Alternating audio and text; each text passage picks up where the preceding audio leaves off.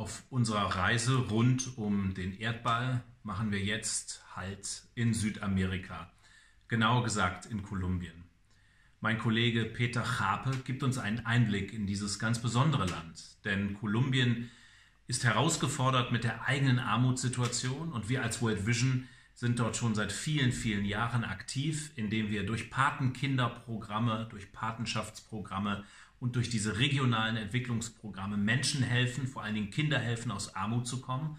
Da sind wir auch jetzt aktiv als World Vision in dieser Situation. Aber Kolumbien ist auch gekennzeichnet durch eine große Menge von Menschen, die aus Venezuela, aus diesem krisengebeutelten Land nach Kolumbien geflüchtet sind.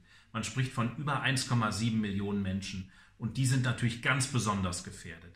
Peter gibt uns einen Einblick in die Lebenssituation der Menschen in Kolumbien zurzeit und sagt, wie World Vision hilft. The community quarantine was implemented here in Bogota for about over a week ago, so we have been working from home. The COVID emergency has no doubt impacted the lives of the poor and the vulnerable here in Colombia, where 50% of the economy is classified as informal. So many people who are engaged in that economy right now don't have the means to earn and provide for their families.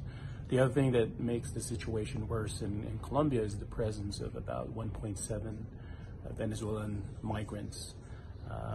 And most of them, more than half of them, are irregular or undocumented. And this has created a critical situation for many communities in the country and the country as a whole.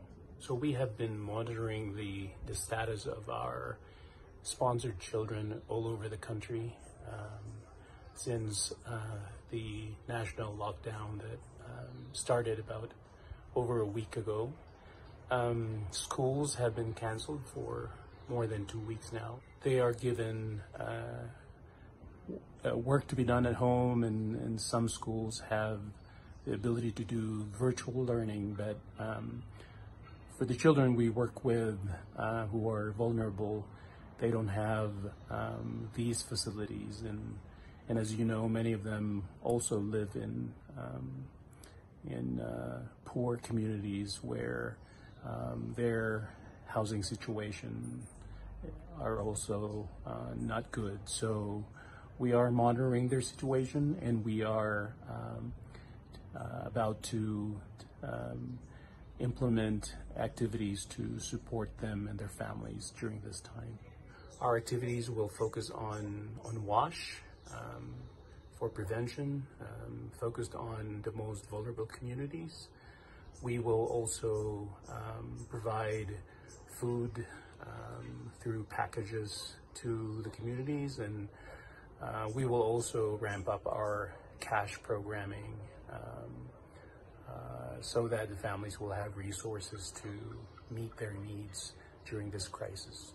And we are also coordinating with the Ministry of Health and the health centers in the communities where we are present, so that we can support them with the supplies that they need.